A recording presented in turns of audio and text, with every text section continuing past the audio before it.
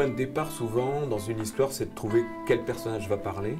Et très souvent, quand j'hésite entre un personnage masculin et féminin, je me rabats toujours sur le personnage féminin. Probablement parce que le personnage féminin est plus éloigné de ce que je suis moi. Et je n'ai pas du tout envie de raconter ma propre histoire. Alors tiens-toi droite, c'est une histoire un peu particulière, c'est que j'ai fait des reportages dessinés pour des ONG, pour Médecins du Monde, Médecins sans frontières, plus récemment pour une ONG qui s'appelle WAHA.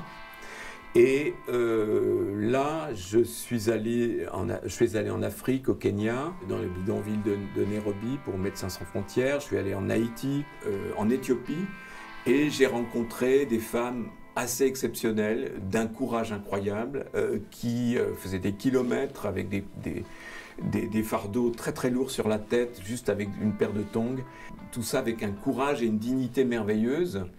Et c'était aussi elle qui tenait la famille, la maison. Et voilà, j'ai eu pendant des années très très envie de raconter ça, en tout cas de faire un livre qui leur rende hommage. Et c'est pour ça qu'est né ce livre qui met en scène une femme de 50 ans qui raconte sa vie à travers tout ce qu'elle a porté sur la tête depuis qu'elle est toute petite. Par exemple, dans Brindille, c'était un prétexte pour moi de raconter en petit ce qui se passe depuis des années dans le monde. C'est-à-dire que le monde a été dirigé et régi par des hommes qui faisaient des lois pour les hommes. Les femmes étaient toujours en second plan. Ça, au niveau politique et historique. Après, quand on réduit, on peut réduire à l'échelle d'un pays, à l'échelle d'une ville. Mais pour réduire encore, on pourrait réduire à l'échelle d'un village. Et moi, j'ai choisi de réduire à l'échelle d'une cellule familiale. Donc dans cette famille, il y a une fille au milieu de ses 3 frères et son père. Elle est le seul élément féminin et on lui fait faire tout le boulot. Donc ça, c'est une forme de violence, et une forme de violence qui se perpétue depuis des années un peu partout dans le monde. Et puis, dans Tiens-toi droite, il y a un germe de violence qui n'est pas tout à fait développé, mais qui aurait pu basculer dans quelque chose de terrible. Et c'est cette femme qui va transformer cette violence en autre chose. À la fin de l'histoire, où cette femme, on lui a fait transporter quelque chose de pas terrible, qui est un revolver, et elle va transformer cette arme en outil qui va devenir un marteau. Donc je vous raconte pas toute l'histoire, mais c'est aussi un parti pris, c'est-à-dire que je pense que beaucoup de femmes portent la paix, alors que beaucoup d'hommes sont tout prêts à faire la guerre. C'est de ça que j'ai eu envie de parler dans Tiens-toi droite.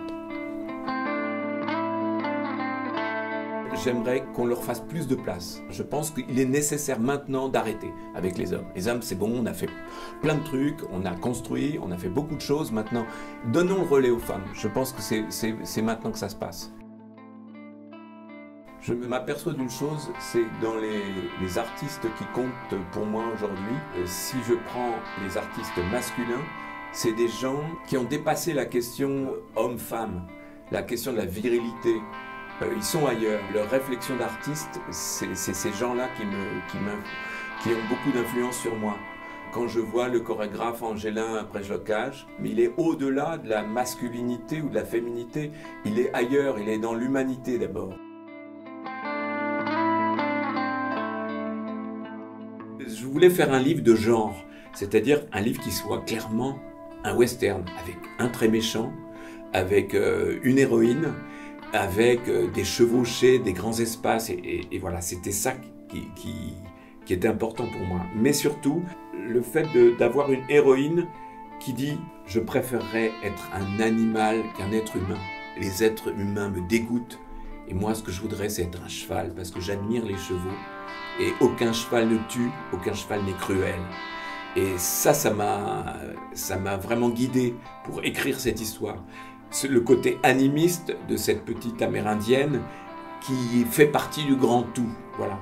Et ça aussi, ça fait partie d'une démarche actuelle et d'une réflexion actuelle où je me pose la question, l'espèce humaine va à sa perte, et peut-être qu'il faut faire la place à la nature et que la nature reprenne ses droits et à nouveau envahissent tout. Voilà, moi je suis assez pour les arbres en fait. Là, en ce moment, la prochaine héroïne va être une petite fille qui veut à la fois être un tilleul et une écrivaine.